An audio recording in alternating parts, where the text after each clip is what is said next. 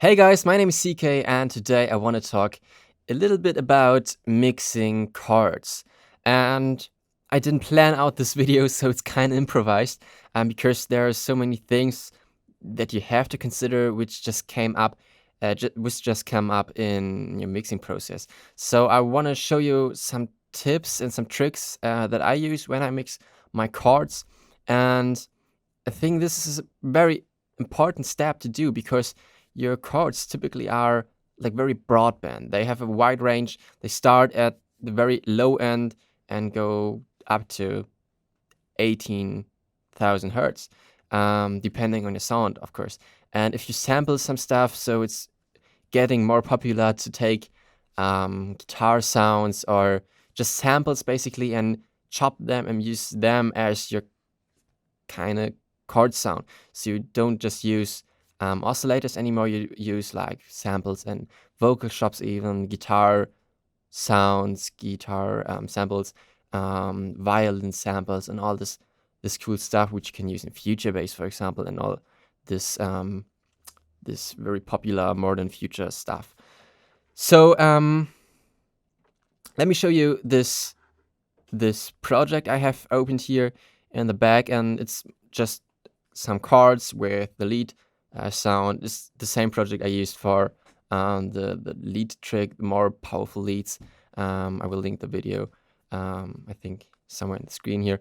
So let me just play this for you.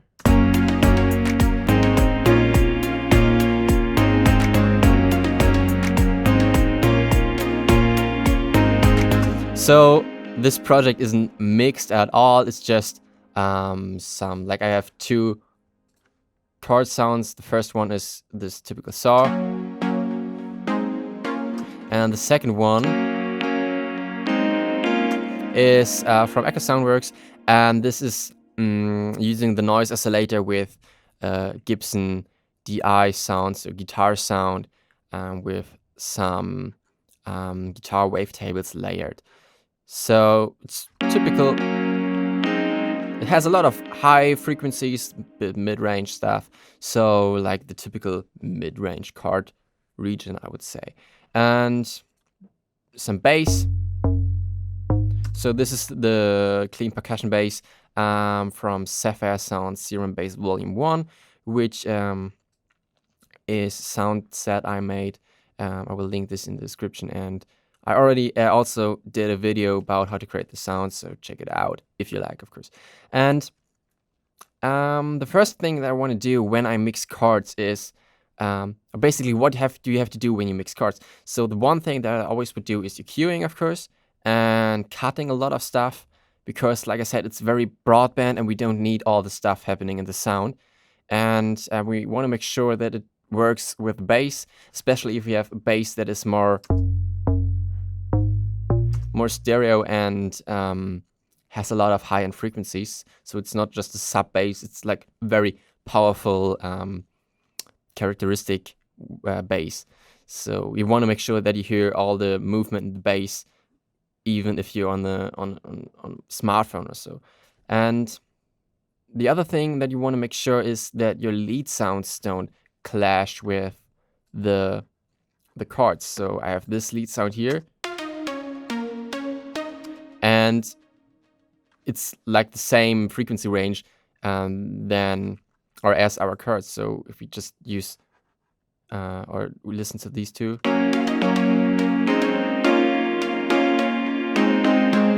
So one thing that you can do is sidechain, of course, the chords with the lead sound, or you just cut some of the frequencies out, or use a multiband dimensioner where the multiband compressor, where you just sidechain the specific frequency range. So I would say we start with cutting some low end, because this can actually be very, very important. So let's just take a look at this sound. So like I said, these are only two basic saw waves, so nothing special going on. Let's take a look at the analyzer, make sure it freezes.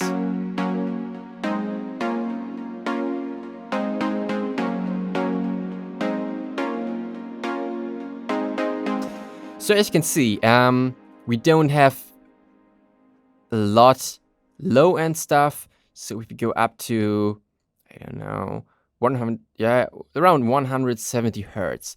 So this is completely fine. Our bass will be in this region. Our kick will be at 60 hertz, 60, 70 hertz, and we have enough space in the low end and also in the high end. So it's going quite fast in like to minus 12 dB in the high end. So we don't have to cut this much in this sound. So if I just use this solo button, we only hear the stuff that's been cut. So so at 70 hertz we can start hearing a little bit, but even though we can hear some stuff of the chords, we don't need this one. So we can cut to around here. If we bypass it,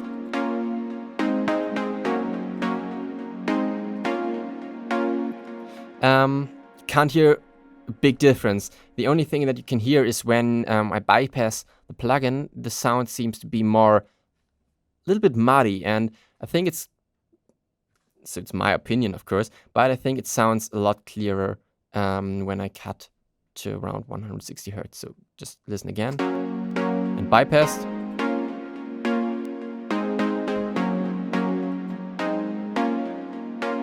It's just a little bit, as you can see. So the transparent shape in the background is our before, so pre, and the purple pink shape is our after, post equalization. So it's just cutting a little bit, which is fine. Let's take a look at sound number 2. So this is, like I said, the Echo Soundworks patch from Chainsmoking V1, which uses a Gibson DI sample to create the chords. So for example, if I just turn off the oscillators, it sounds like this. And we have a pluck and another. And together it sounds like this. So of course, this is also, like it's saying there, it's a wave sample of a guitar.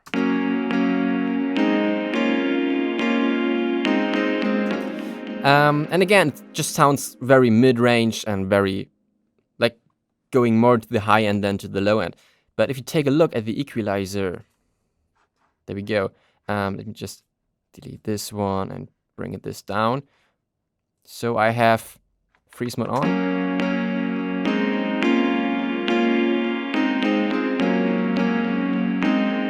So as you can see, we have a lot, like a ton of low end going on there.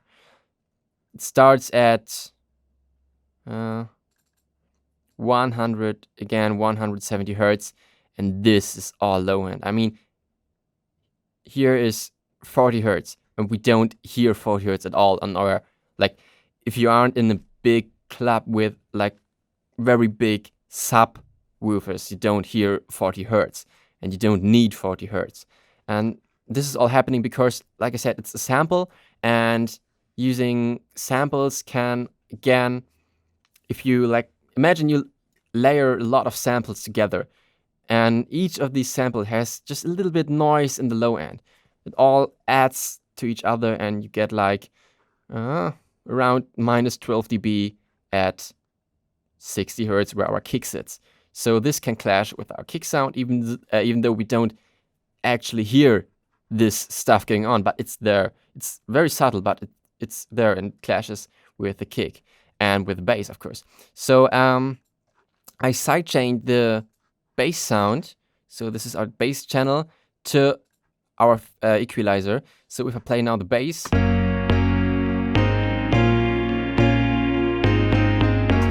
you can see in the red shape, this is our bass. It's only visual analyzer stuff that you can, so that you can see our bass analyzers, like frequency range, shape, whatever.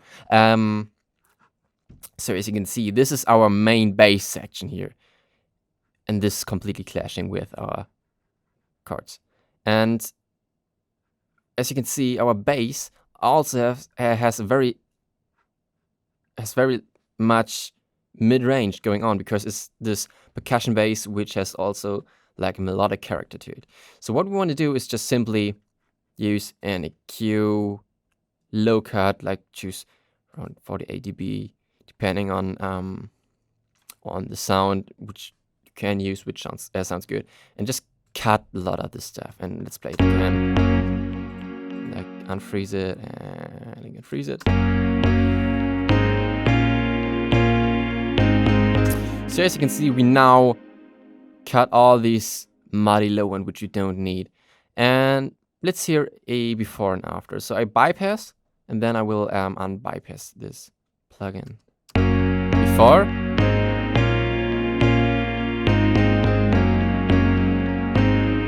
So if you just use, you probably won't hear a difference right now because we just have the plugin, the chord plug sound working with bass together. So just only two tracks working together. But if you imagine you have a track with 100, 150, 200 channels like playing at the same time, you have drums, you have more chords, you often layer chords, you have a lead sound, you have like a pad in the background, you have all this stuff, reverb going on.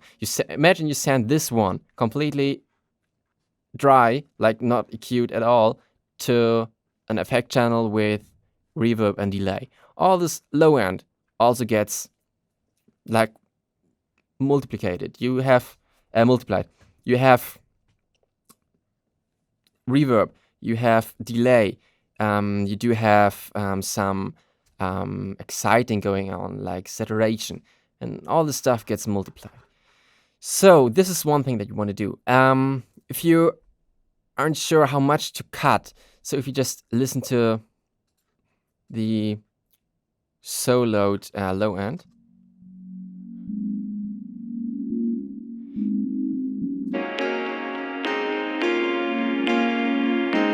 if you don't know how much low end or low mid range you need from the chord sound, you can use a very like basic trick, but it's very powerful, and you can just solo your bass in the chords and turn your speakers into mono. So in Studio One you can use this button down here, which just makes your output mono. I don't know if any, like probably, but I don't know which DAW has this feature. But if you don't have this feature, you can use pretty much every plugin. For example, let me see. Your DAW probably will have a like a mix tool where you can make it mono, or you just use, for example, if I use the R comp in mono and put this, not on this, but on our main out, our complete output will be mono because this plugin only works in mono. So you can pretty much use any plugin to do this. And now if you play in mono, you have very much more accurate frequency range because you don't have like stereo imaging going on, and the bass is mono, and the chord sounds are like very wide and stereo. And if you listen to this in stereo on your speakers, your bass is like fine in the center, and your chords are waving in the left and the right, and they don't clash. But if you turn it to mono, which will be the case if you listen to this track on your smartphone, on your laptop speakers, and the radio, and all those speakers, they are technically stereo, but the left and the right channel are so close together that they don't really sound stereo. You don't have this stereo image on your smartphone, even though your smartphone may have stereo speakers, even though your laptop may have stereo speakers.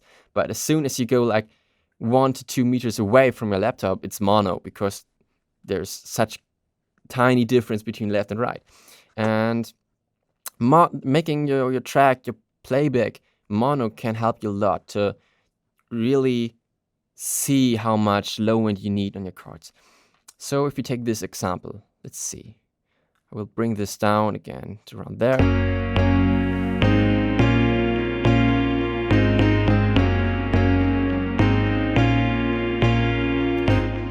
There we go. Around this point we start getting, we can hear the sound getting a bit flat, so we lose a lot of low end. But it's just, I will play the sound and I will do my thing, and you can just watch what I'm doing, and then I will explain what I did.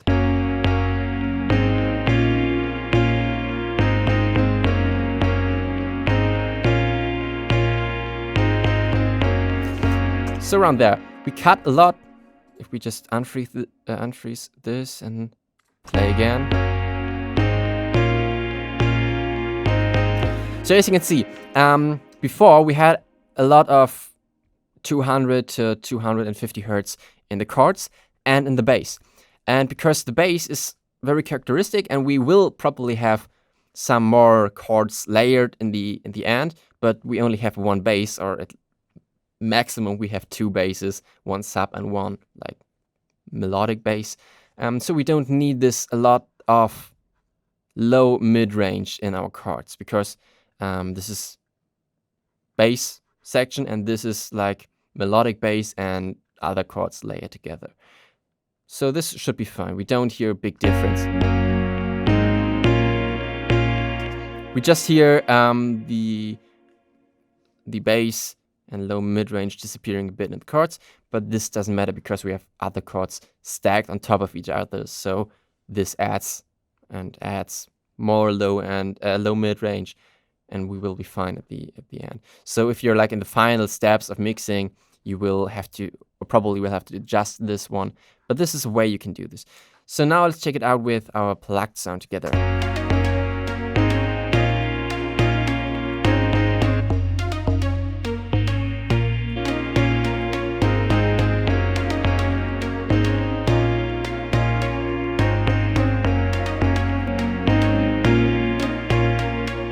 So as you can see here, can see and hear, if I load up another instance of EQ on our lead sound, you can see even though this lead sound is very like high mid-range and high end, we have a lot of bass going on there as well, because it's again, no, it's just white noise. Okay, but white noise has like everything. It's bright white, so we get some low cut going on, but not that much. So we can also on the lead sound like cut around there, and we don't, or probably won't hear the difference. So let's check it out.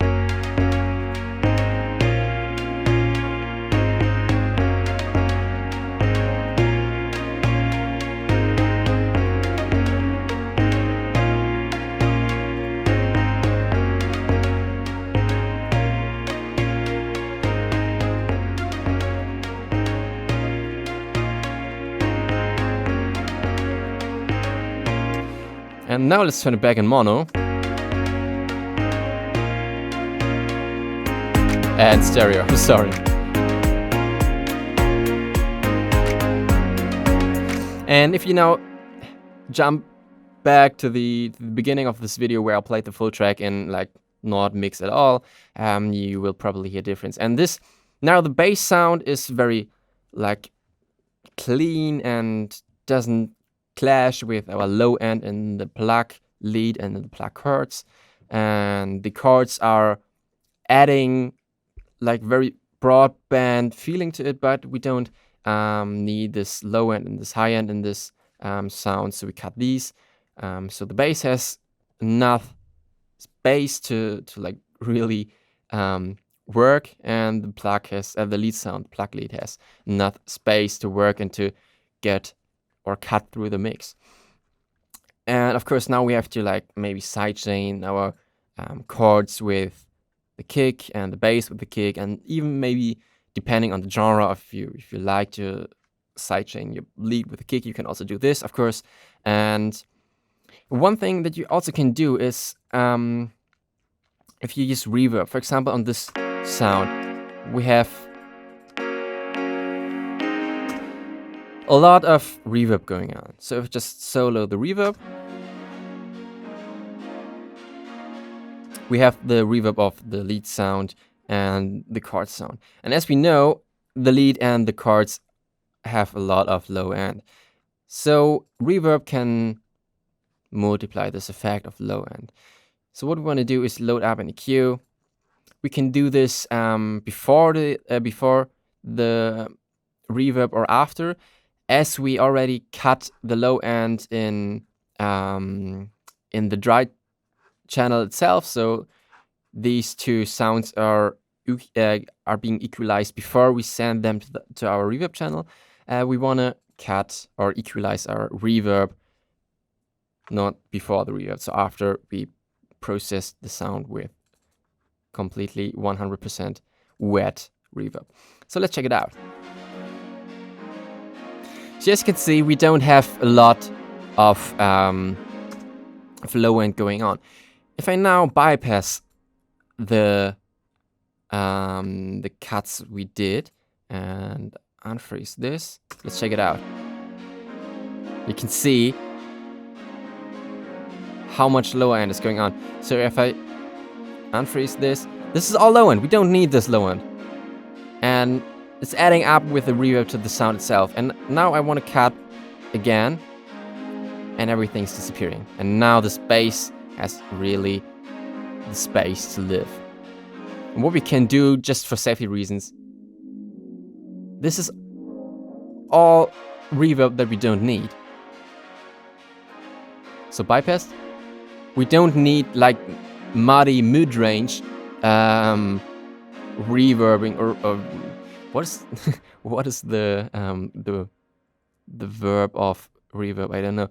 But we don't want this mid-range, low mid-range to like spread out and get really big, because this is just clashing with pretty much every other sound that is in our track. So cut your sounds, cut your chords, cut your leads, cut your reverbs, and even your delays, and all the stuff that you're adding on top of your sounds with Sense. So again, let's compare the whole mix and bypass all this.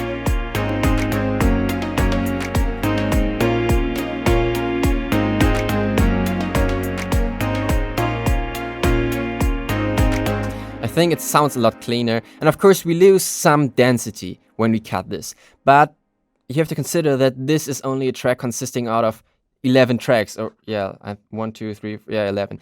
So we got only 1, 2, 3, 4, 5, 6, 7, 8, 9. Only 9 tracks going on, and only 4 synthesizer working. So this is very, very tiny track. And if you build on this, if you layer some sounds, you use more lead sounds, you use counter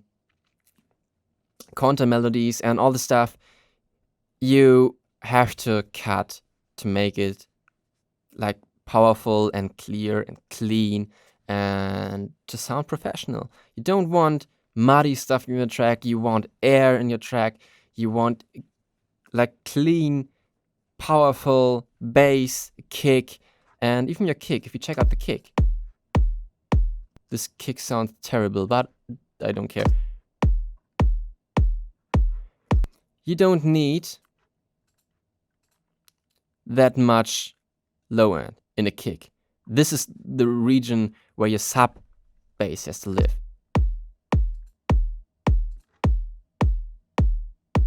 So you can cut this, and you can also cut a bit of the high end. So just try to cut stuff out that you don't need. So maybe the sound has a lot of low end that sounds cool on its own, but maybe another instrument can use this bass better and has better presence in this region. So you have to cut one instrument to have space for some other sounds. And especially kick, bass, chords, and leads are the typical things that where you have to go for if your mix is muddy, if your mix is not that powerful and it's just kind of cool. The idea, the rhythm is cool, the melodics are working fine, but it just sounds not that powerful. And this is one thing that you can do. Also, one thing that I want to show you, and I don't, how much time? Oh, 25 minutes. This is a lot. But I want to show you one single thing. and this is using some imaging. So if you take the bass has a lot of stereo width and a lot of high frequencies, and we've checked this out and just use, this is only our our low end, and we don't want this to go from left to right, and this is pretty wide for a bass, so just make it mono. Just simply make it mono, and then we take our mid-range, make a bit mono, and this can be stereo. So, let's unsolo this and check it out. Make it mono again. Now we can check the levels.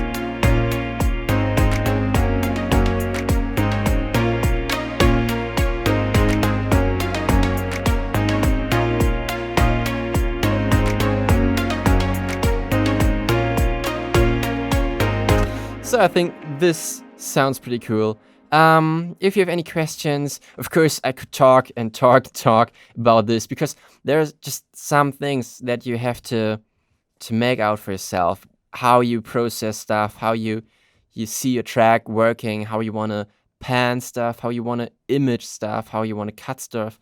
And this depends on your track, depends on the genre, depends on your taste, depends on your working style, your workflow. So just do it and do it again and again. Even take a track that is, I don't know, 1 year old and mix it again. Use this new tricks and this new techniques and just improve yourself. And this is a big thing that you have to consider, that the basic tools are just EQing, compression, imaging, maybe saturating, reverb, delays, and this stuff, but this is it. You don't need much more. And it really depends on your experience. Just do it and do it again and again, and you will get better just by doing it. You get like feeling for it. You get this needed experience to like that you know which or how much low end do you need, how much of this frequency range do you need, because you have this experience of knowing how track is built, how the frequencies are laid on top of each other, how or which frequencies may collide with some other frequencies, which instruments tend to have like low end, tend to have too much of this frequency, too much stereo width, to less stereo width, and all this stuff. So if you got any other ideas, some questions or whatnot, just leave a comment down below and we can discuss and talk a little bit about this, and maybe you have some ideas or some questions that I should cover in the other videos, so just leave them down below as well. And I will see you guys in the next one, and thanks for watching, by the way. So see ya, bye.